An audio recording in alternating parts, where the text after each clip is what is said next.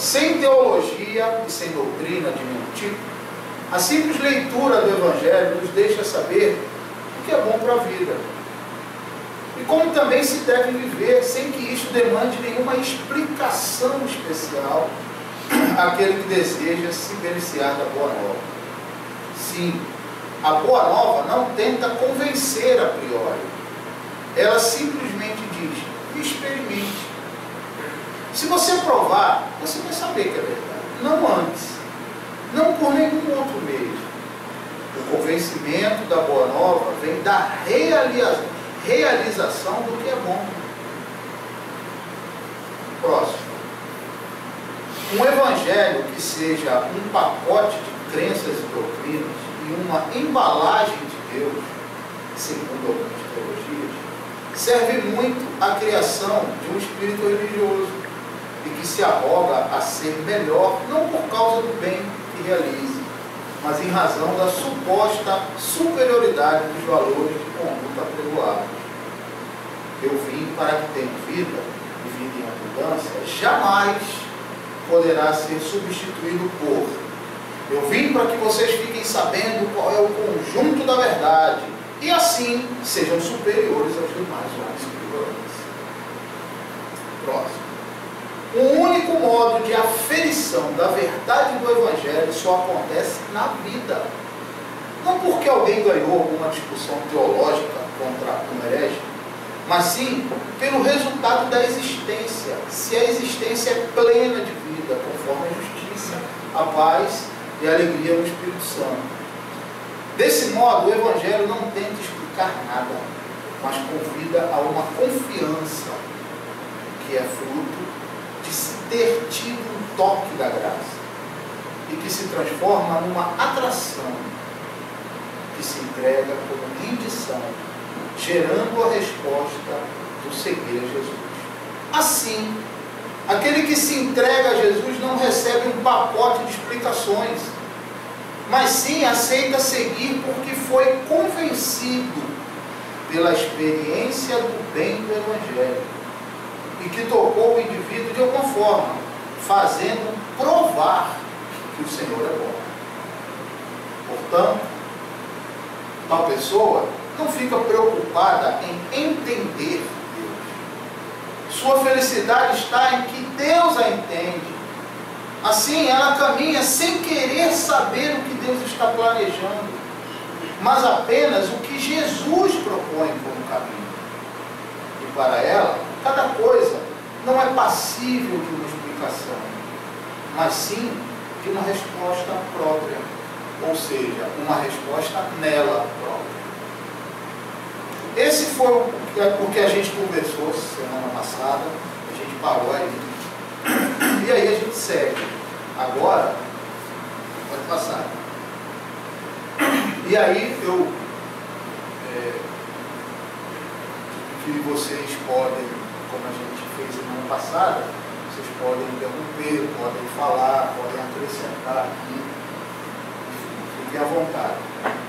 Então, seguindo o texto, ele diz: desse modo, então, se impotente,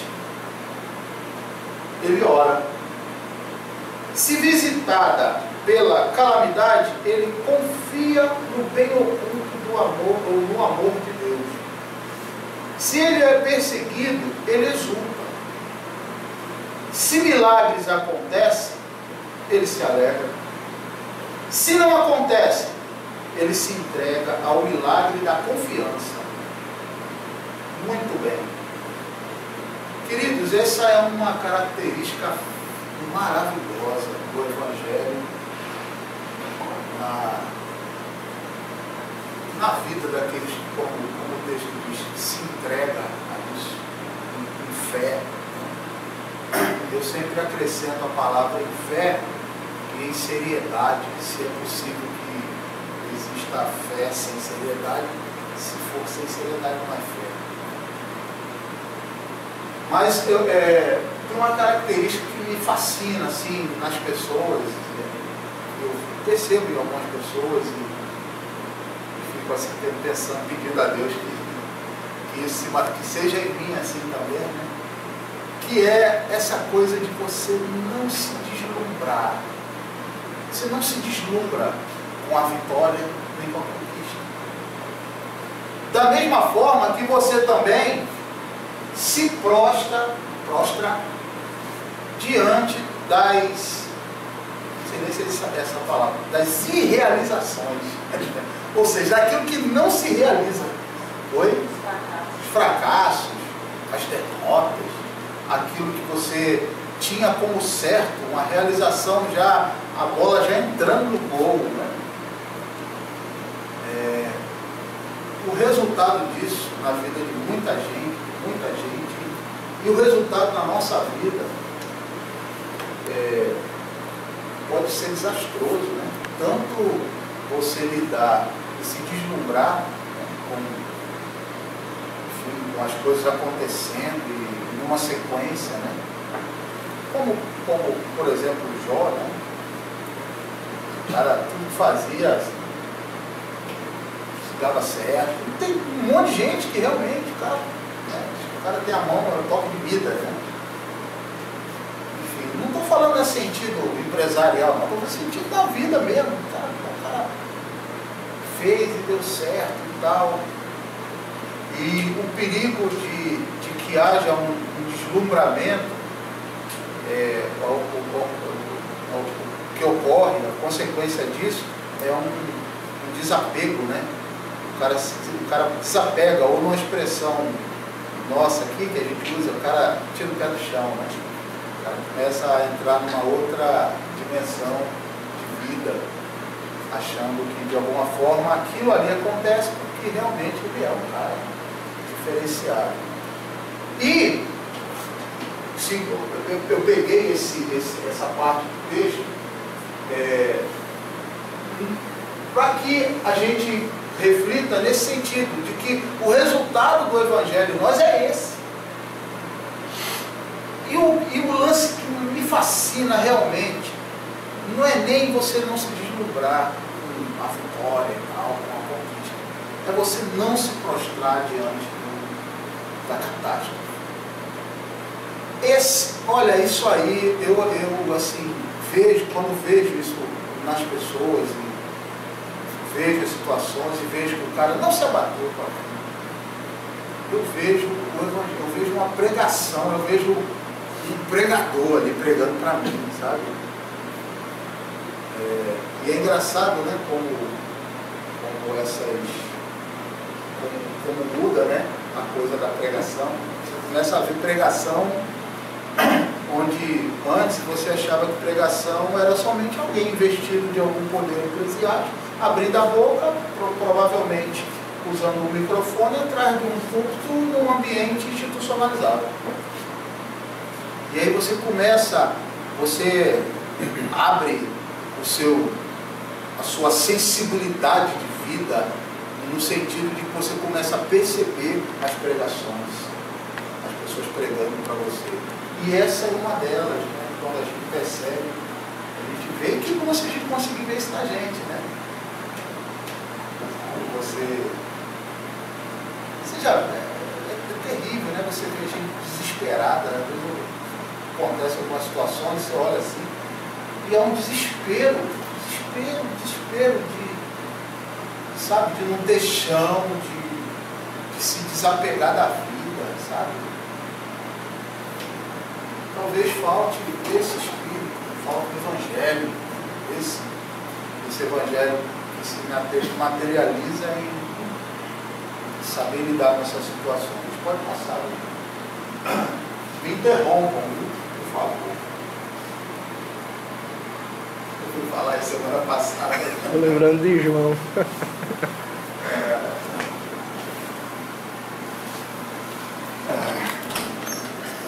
Muito bem. Enfim, tal pessoa aprende o como, não o porquê das coisas. Aliás, ela até poderá aprender o porquê, desde que antes tenha coragem e fé de viver conforme o como. Vou ler de novo.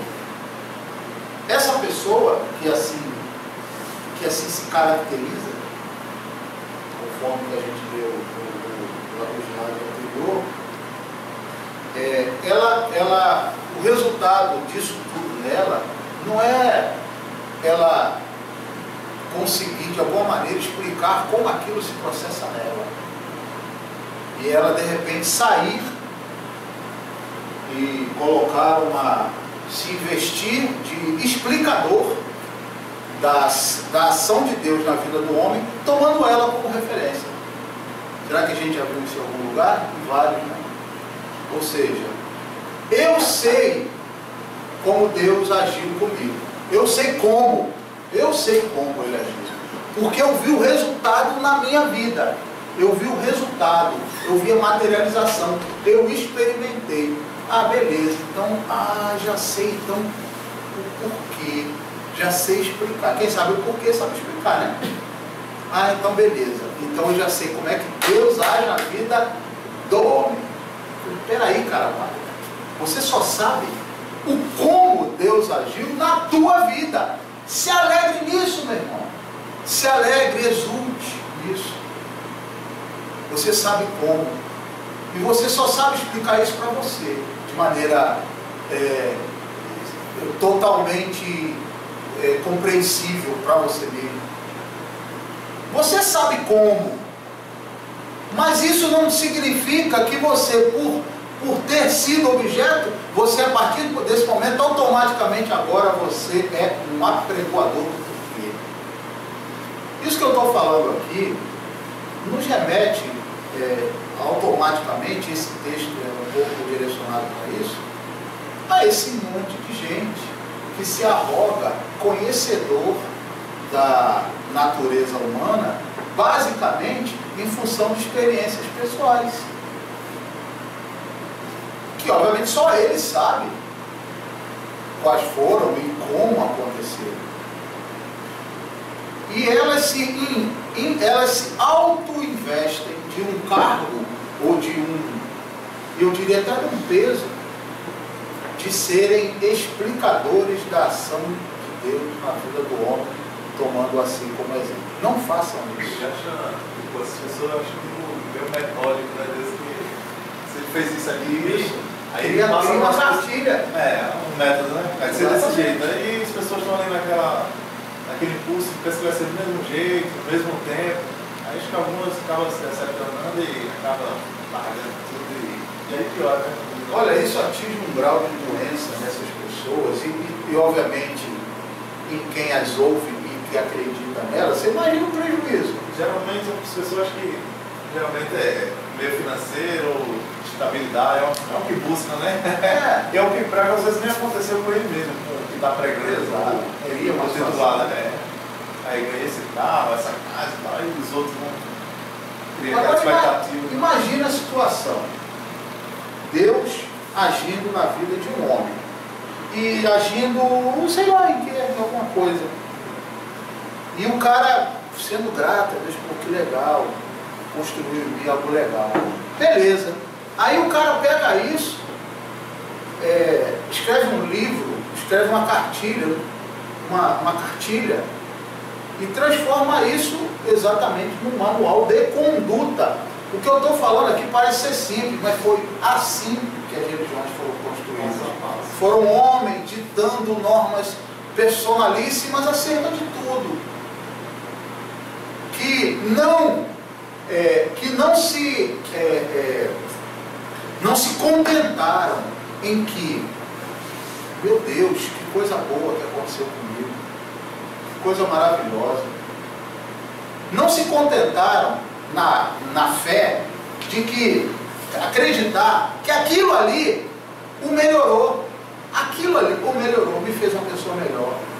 E obviamente se me fez melhor, meu irmão, o mundo vai ser beneficiário, ou vai ser beneficiado automaticamente. Isso tudo em silêncio, sem proclamações, sem oficialidades, sem manuais.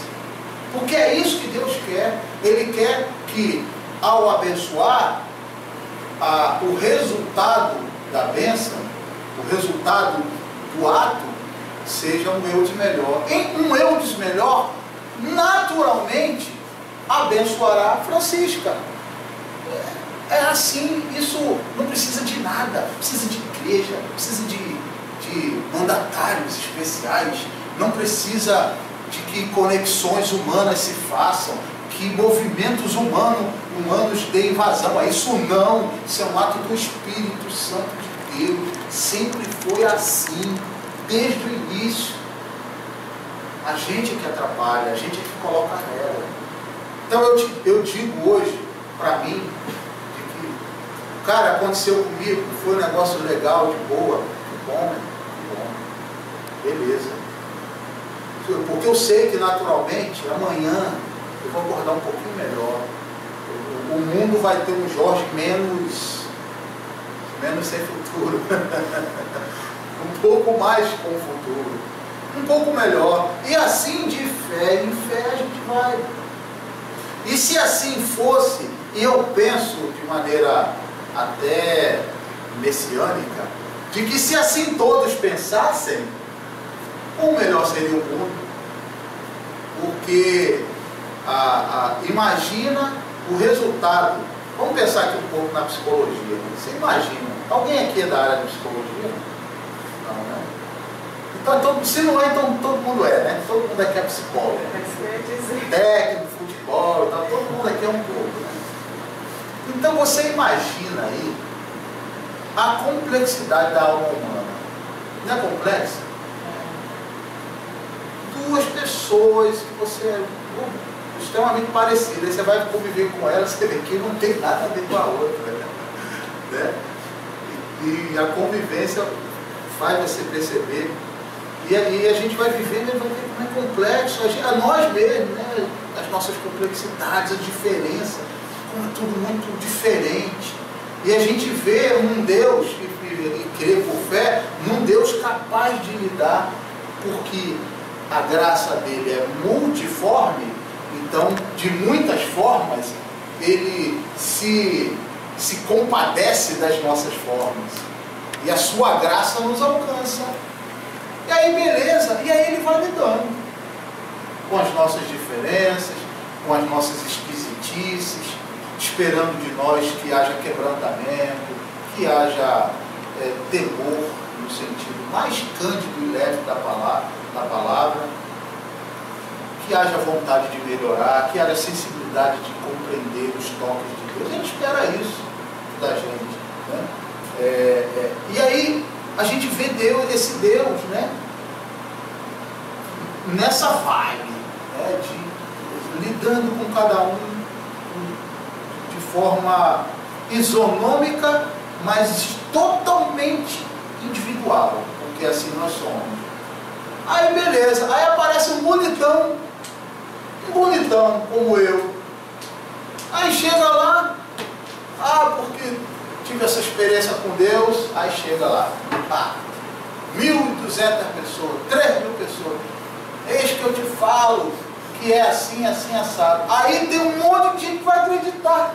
Aí o negócio que foi de maneira individualizada e foi de maneira amorosamente sob encomenda, a ação de Deus amorosa e sob encomenda, vira uma produção em série. O que é que isso vai resultar? Adoecimento. Um monte de gente vai adoecer, que vai tomar aquilo ali para si, sendo que o número dele é outro, o nome dele é outro, o CPF dele é outro. Não estou dizendo aqui que a gente não tem que compartilhar, que é o que a gente está fazendo aqui, inclusive, a gente compartilhar palavras com o objetivo de ajudar a crescer. Isso é bom. Agora, essa palavra jamais pode ter o toque impositor do representante divino que está lhe passando a verdade. Essa palavra é somente a palavra de um homem que viveu, que compreende a vida de certa forma. E a única coisa que vocês, por exemplo, deveriam tirar disso que eu estou falando aqui, não é que isso seja verdade, ou que não seja, é que eu estou falando com sinceridade. Eu estou falando absolutamente desprovido de qualquer necessidade de formar opinião, de influenciar vocês a nada. Se for assim, falemos uns aos outros, nos comuniquemos, nos interajamos, né? Agora, se o objetivo é clonar as nossas experiências, né, ou essa tentativa, que é o que a gente vê muito por aí, o resultado é doença, adoecimento da alma. Né? Não precisa nem ser as nossas experiências, basta pegar a Bíblia. Tipo, mas Deus fazia José ter sonhos. Você pode, irmão, ter sonhos. Esse sonho significa alguma coisa, Deus fala em sonhos, não sei o quê. As pessoas pegam muito também Jó, né? Pai, vou conseguir tudo, porque Deus vai me dar em dobro, que nem me deu para Jó. Ele pode, mas não pode também, né? Pode ser que ele não queira, seja bom para você. O que a Alia falou é interessante também, né? Porque dentro desse contexto que a gente falou, cabe todo mundo. Nesse contexto que a gente falou, Paulo é só Paulo. Pedro, Jó é só Pedro e Jó, que tiveram suas experiências, às quais a gente teve acesso, uma parte pequena dela, que a Bíblia não é diário da vida de... Não, uma parte pequena da vida de Paulo, que historicamente ficou registrada, e a sua relação com Jesus, principalmente com a mensagem do Evangelho. Nesse sentido, a Bíblia é boa, de citar experiências humanas, né, com a vida. E não só isso, pessoas tendo experiências humanas com a vida, sendo impactadas, influenciadas e colocadas diante de uma mensagem, que é a mensagem do Evangelho, tal qual nós hoje, exatamente igual. E aí, como nós não consideramos isso, como a gente, ou como a religião criou um Deus, que é o Deus Bíblia, aí acabou, né? Aí o que está ali você quer de alguma maneira ser o alter ego, né? Quer que sei lá, Paulo seja o seu alter ego, você se realize como Paulo, como Pedro, como... Experiência de Pedro, de Paulo, só deles. Não tem jeito, é deles. Pode ser parecida até com o que aconteça com a tua vida, mas isso virá sem nenhum planejamento. Como ele falou aqui, sem planos, sem... meu plano é que a bênção de Paulo... Loucura. Os próprios evangelhos mesmo dele, né? Esse próprio evangelho de Cristo, né? Eles falam do passo de Cristo, né? Eles não falam nada dele assim, nada pessoal, né? Sim. A própria palavra fala sobre isso. Bom, como o do Evangelho, que explica o seu porquê. Isso quando explica. Às vezes a gente não entende. Meu irmão, é que nem o ceguinho lá, né? E aí, como é que foi? Não sei, só sei que eu não vi e não estou vendo. Mas como é que foi? Eu não sei. Não sei explicar, não. Eu sei que é bom. Agora estou vendo, é bom. Pronto. É o como do Evangelho que explica o seu porquê. Quando explica.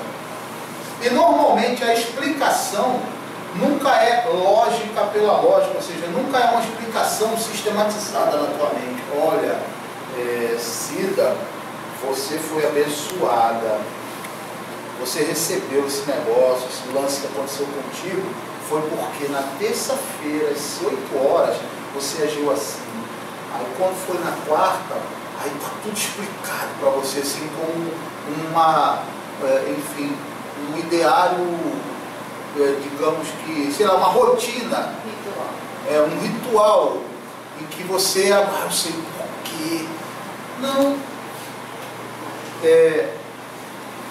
A explicação nunca é lógica pela lógica, mas sim algo que se experimenta como bem interior, inexplicável, e que convence o nosso coração acerca da verdade pela paz que se promove, pelo resultado. O convencimento não é porque a gente recebe uma explicação absolutamente racional e sistematizada, não, é pelo resultado de paz, pela paz sabe, é o suspiro, é aquela sensação de segurança que a gente sente, de saber que o bicho pode estar pegando, eu posso morrer dourado no meio, mas sei que o meu Redentor vive, sei que ele vive, não por uma informação histórica, mas eu sei. Ei, me explica aí. Não sei como explicar, mas sei, de alguma maneira eu sei, porque eu experimentei como isso se dá na minha vida.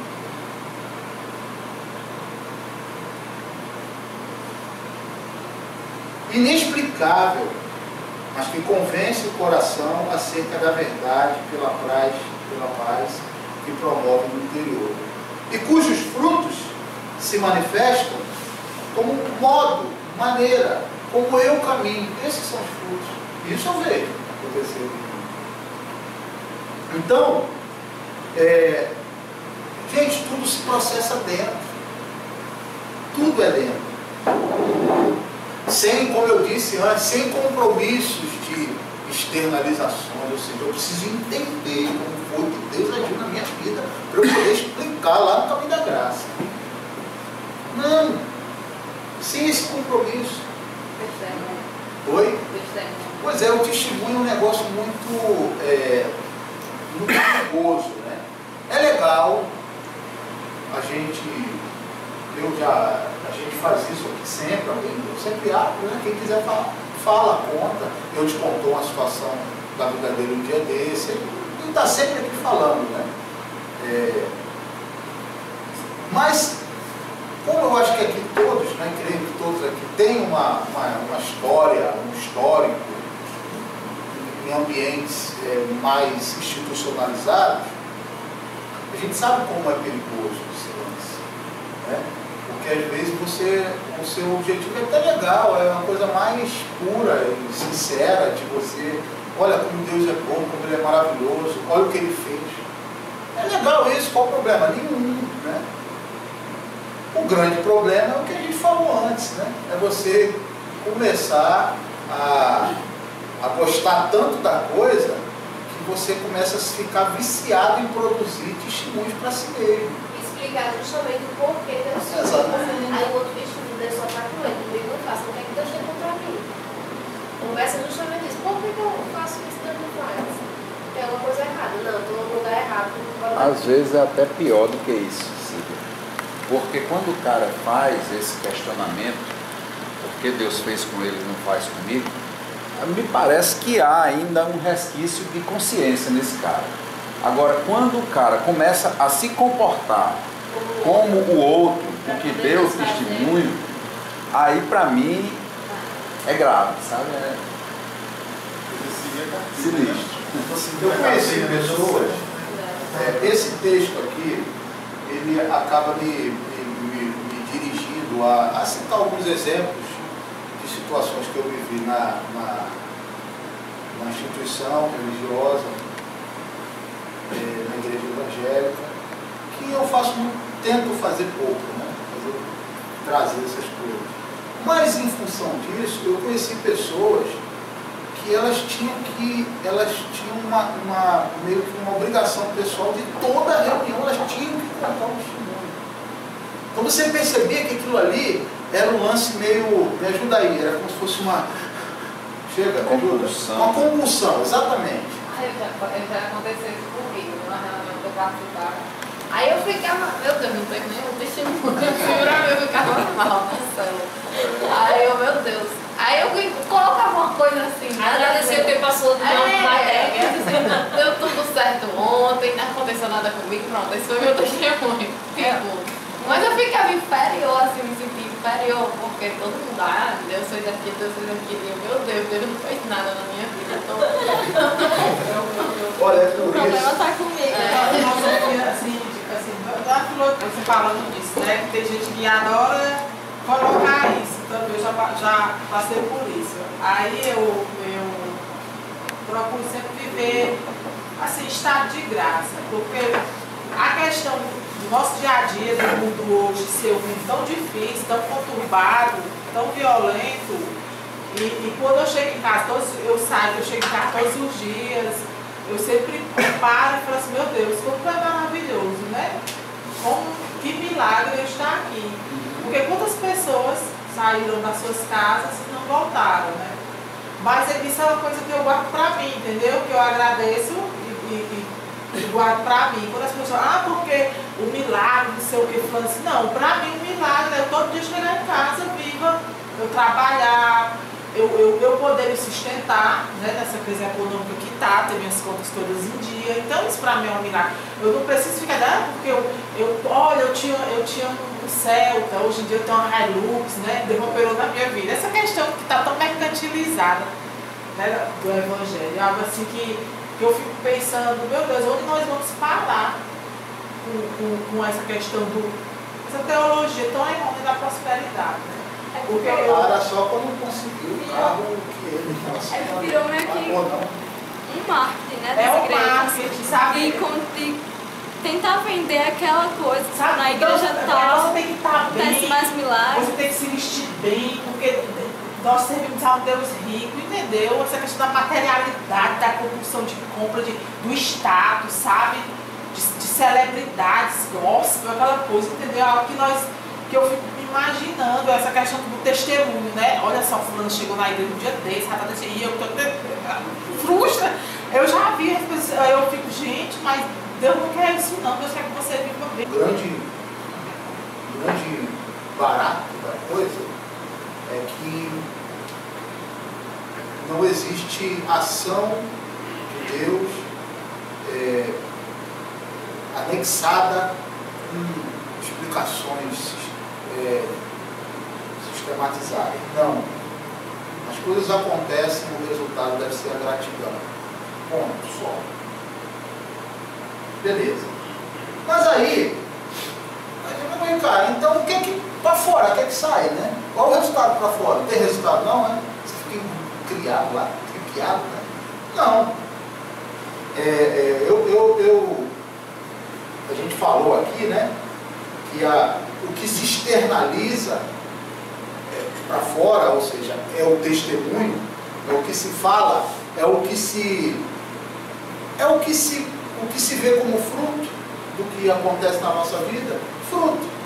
Isso tudo acontece, óbvio, a gente está vivo, né? A gente sai, conversa com as pessoas. Só que isso não vem junto com nenhum tipo de bandeira. Ou seja, quando você fala de algo de bom na tua vida,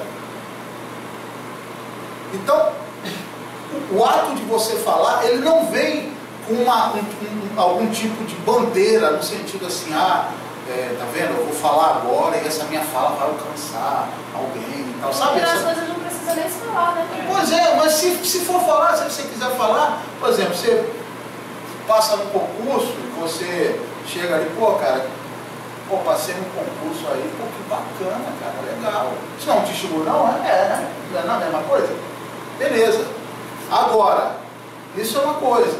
Agora, meu irmão, olha, passei no concurso, agora você está lembrado do esforço que eu fiz? Você está lembrado daquela época lá que você estava indo lá para aquelas festas da carne e eu ia orar? Você viu a resposta, viu? Resposta da oração do Senhor. Então essa resposta não é só para mim, não, é para você também. Para você. Irmão, aí o que isso vem? Sabe o quê? O cara vem cheio de bandeira. Meu irmão, larga. O jugo é suave, o fardo é leve. Entendeu? A ação de Deus na tua vida foi só essa. Não é concurso para você pendurar diploma, não. É algo legal que aconteceu para você ser um cara legal, que ninguém aguenta só pancada. De vez em quando Deus, né, dá uma aliviada. Não é não? E aí tu passa num concurso. Acabou de falar, Zé. Deus dá uma aliviada. Pois é, mas é a vida, né? O seu esforço foi suficiente para você passar, você precisar de Deus dar uma aliviada. Não, eu estou dizendo que o resultado dessas coisas, né? Os círculos, né, da vida, quando a gente para pensar, né, a gente olha o resultado disso na gente, né, seria assim, você tenta achar algum tipo de ponto de merecimento. Assim. Isso normalmente quem faz é quem viveu um pouquinho mais, né? Você começa a ver os pontos de início. Diz, cara, é só graça, não tem nada para eu mergulhar, nem me jactar, nem nada, é só graça, só misericórdia de Deus, entendeu? Então, levei pancada, muita, caí, e também aconteceram coisas legais, é como eu digo, né, que Deus alivia. Aconteceram coisas legais para mim também, aconteceu situações terríveis e aconteceu. Então eu encarar as duas situações uma vez com a raiva. Diga aí, eu acho que isso passa por uma consciência do quão arbitrária é a graça. Eu acho que todos nós, em alguma medida, somos aquele trabalhador da última hora, aquele que só trabalhou ali uma hora e recebeu o mesmo salário do que trabalhou o dia todo. E essa compreensão é libertadora, porque a ausência dessa compreensão, a meu ver, coloca no intelecto da gente aquele complexo do irmão do filho pródigo, sabe? O cara que está sempre, meu irmão fez aí uma tremenda burrice com a herança dele, eu fiquei aqui e tal, e olha só, o cara volta, meu pai abestalhadamente recebe ele, mata bicho e tal para cuidar e para comemorar, e eu estou aqui tal, meu pai não faz nada comigo. Então, para mim tem isso, a compreensão da arbitrariedade, de quão arbitrária é a graça, é o que me livra de não ser o irmão mais velho do filho pródigo, sabe? Então, queridos, o resultado de tudo isso, ou dessa ação de Deus, que a gente pensa, ele se materializa não como bandeira, mas se externaliza sim, mas de muitas formas. Quais são as formas?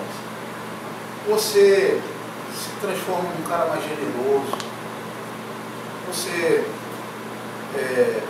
passa a ser um cara que exala gratidão, isso contamina as pessoas. Você se transforma, ou você se descobre um cara mais educado, mais generoso. Então essas são as externalizações da ação de Deus na vida do homem. E não o fato de ter acontecido se transformar no fato visível. O que é visível isso a gente vê em muitos lugares, né? Que pessoas que têm, digamos, grandes conquistas sociais, ou grandes, e obviamente são galgados a posições sociais mais elevadas, em certos ambientes, são essas pessoas que recebem as homenagens, os primeiros lugares, né? Porque, na verdade, quando o cara olha para essa determinada pessoa, isso aqui que deveria se externalizar como generosidade, como coisas invisíveis, mas que como você come, você experimenta, você sabe como é na sua vida. Só que muitas pessoas não querem ver isso. Elas querem ver só o resultado. E aí você se transforma no promotor, sei lá, o empresário, né? Ou seja, o cara, então o cara, ele perde até a identidade dele, né? Ele vira o cara, Deus abençoe esse irmão, ele é um cara que... Então aquilo que deveria ser de maneira silenciosa, silenciosa e digamos que nem tocada não, faltando a palavra, e de maneira unilateral, ou até bilateral, numa ação de Deus com o homem, mas a portas fechadas, digamos, né? No escuro do quarto da existência de cada um de nós, onde Deus trabalha e a gente vê o resultado como sendo a gente nos descobrindo pessoas melhores. Mas não, o cara vira o resultado ele vira o dono da Hilux. Então, se o cara é dono da Hilux, opa, tem um negócio diferente dele. Então, o diferente dele não é porque ele é generoso, é um cara que exala gratidão, é um cara extremamente respeitoso, não. É um resultado. Tá? E aí o testemunho ele se torna extremamente nocivo. Muito bem, temos um tratado aqui sobre testemunho, né? Por isso que é bom, né? A conversa solta, assim que a gente viaja e, enfim, de alguma forma o Espírito ele dá o jeito dele da gente de entendermos as coisas, né? Muito bem, qual o próximo aí? Não é à toa que Paulo diz que é a bondade de Deus que conduz ao arrependimento. No Evangelho, tudo que se estabelece como genuíno e duradouro decorre da experiência, comer a bondade ou da bondade de Deus. Isso sim é duradouro. É, portanto, a experiência de Deus como bem, experimentar. Essa relação de Deus se transforma em bem. É a experiência de Deus como bem para o ser, aquilo que muda a mente. É isso que nos transforma, que provoca a metanoia, que gera o arrependimento, a mudança da mente e o conseguinte do caminho. É isso que nos converte. Essa é a experiência que nos converte. Por isso que conversão é uma palavra que deve se pronunciar ou se conjugar, né? Sempre no gerúndio. Porque conversão é sempre estar se convertendo. Porque as experiências vão nos mudando, né? Elas vão nos formando, experiências com Deus, mudando a nossa mente, nos fazendo sempre rever caminhos e se arrepender de caminhos mal, de decisões mal tomadas. Então isso é duradouro, isso é experiência com Deus, isso é Evangelho. Que, como eu disse, que não existe como Evangelho, mas que se materializa como Evangelho dentro de cada um. E se externaliza como o amor em todas as suas formas. Essa é a externalização do Evangelho. Como dissemos, pode passar. Dar uma corridinha aqui, ver se a gente vai para terminar essa folha. Como dissemos no início, isso aqui é o autor, né? O Evangelho não oferece explicações, mas diz como se deve viver. E é desse como, que não é um manual de condutas, mas sim um modo de ver, um modo de ser, de valorizar as coisas, de dar valor, de perceber as coisas, de valorizar e de desvalorizar, né? Um modo de reagir, de agir conforme o princípio e de enfrentar a resistência. É disso, é desse como que vem o crescimento da fé. Então, não é para conhecer, é para comer, é para experimentar. O Evangelho é para experimentar. Se a gente crê, mas não experimenta, é como quem de fato está morrendo de sede diante de mananciais de água. Porque o resultado do Evangelho na vida de um homem é realmente o mais fascinante projeto de Deus no homem, novamente. É maravilhoso você ver o Evangelho mudando o homem, sabe? O humilhando no sentido de o tornar mais humilde, né? Nos humilhando no sentido de nos colocar no nosso devido lugar, de nos derrubarmos dessa arrogância tola que a gente tem, desse engano tolo de acharmos por A mais B que a vida nos diferenciou das pessoas de alguma forma. E isso é maravilhoso quando acontece, e é triste quando não acontece. É triste quando se transforma só em cardápio para ser lido e decorado, e dito decoradamente de maneira até linda, maravilhosa, mas que não foi experimentado, não foi comido. E é triste, igualmente triste. É por isso, então, que no Evangelho as coisas caminham de fé em fé, assim como também crescem na experiência, também crescem de experiência em experiência. É nesse viver, fé em fé, de ato em ato, de queda em queda, de levantar e levantar, de Deus nos derrubar das nossas convicções tolas. É disso tudo, da gente perceber a confirmação da verdade do Evangelho nos nossos atos, nas nossas relações. É disso são essas confirmações que fazem com que, e aí eu acho que aquele versículo, né, tem a ver um pouco com isso, que diz que o Espírito de Deus se comunica com o nosso espírito, com gemidos inexprimíveis, algo mais ou menos assim, né? Ou seja, eu acho que esse negócio do Espírito de Deus com o meu espírito, digamos que uma conexão única, irrepetível, que de Deus com o homem dizendo assim, Deus dizendo, é isso aí, cara, beleza, é isso aí mesmo. Mesmo no erro, tá vendo, errou, levando, uma luta. Sabe, são esses gemidos, essas sensações que a gente tem de erro, de que, perdoe a expressão, fiz besteira, eu queria falar outra coisa, mas fiz besteira, né? Fiz besteira. E a gente sente quase que perceptivelmente, né, a mão de Deus nos acarinhando.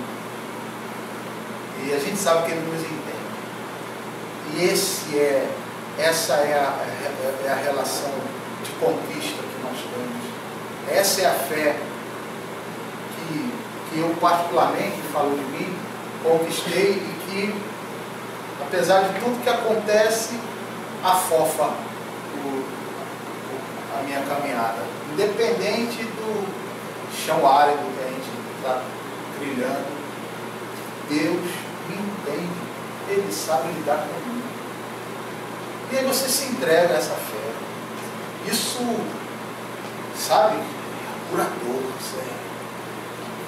Você não, realmente o sol não se põe antes de você se livrar daquela. Eu separei então para ler, ainda tem mais ali, né? Eu separei esse versículo ainda, essa passagem de Romanos. Tendo sido, pois, justificados pela fé, temos paz com Deus, por nosso Senhor Jesus Cristo, por meio de quem obtivemos acesso pela fé a esta graça, na qual agora estamos firmes. Nos gloriamos na esperança da glória de Deus. Não só isso, mas também nos gloriamos nas tribulações, porque sabemos que a tribulação produz esperança. A perseverança produz um caráter aprovado. E o caráter aprovado produz esperança. E a esperança não nos decepciona, porque Deus derramou o seu amor em nossos corações, por meio do Espírito Santo que Ele nos concedeu. E eu sempre tive uma admiração, porque a vida dele não foi muito fácil, né? E a gente vendo, ele é uma dessas pessoas que eu falei, né? A gente vendo o resultado disso, um cara que, como ele disse aqui no texto, né? O texto dele, ele fala que esperança não nos decepciona. E aqui não está falando em decepção humana, porque a gente se decepciona toda hora. O próprio Paulo se decepcionou, né? Vocês lembram quando ele estava lá preso? Ele se decepcionou com quem? Qual era o nome do cara? Tinha um cara lá que o cara era uma traíra, que traiu ele lá no julgamento, deixou ele sozinho lá. Também se decepcionou com Pedro, né? Tinha um nome do cara, era um nome, sei lá, Sísifo, um nome assim, um nome. Aí ele, na verdade, se fosse uma expressão de olho, Paulo estava muito pé da vida com o cara. Pô, eu fiz tudo pro cara. Fiz tudo, fui um pai pro cara, né? Aí, na hora do meu julgamento lá, em que eu estava sendo acusado, o cara me deixou sozinho. Não foi minha defesa, aquele filho da mãe. Era mais ou menos essa vibe de Paulo.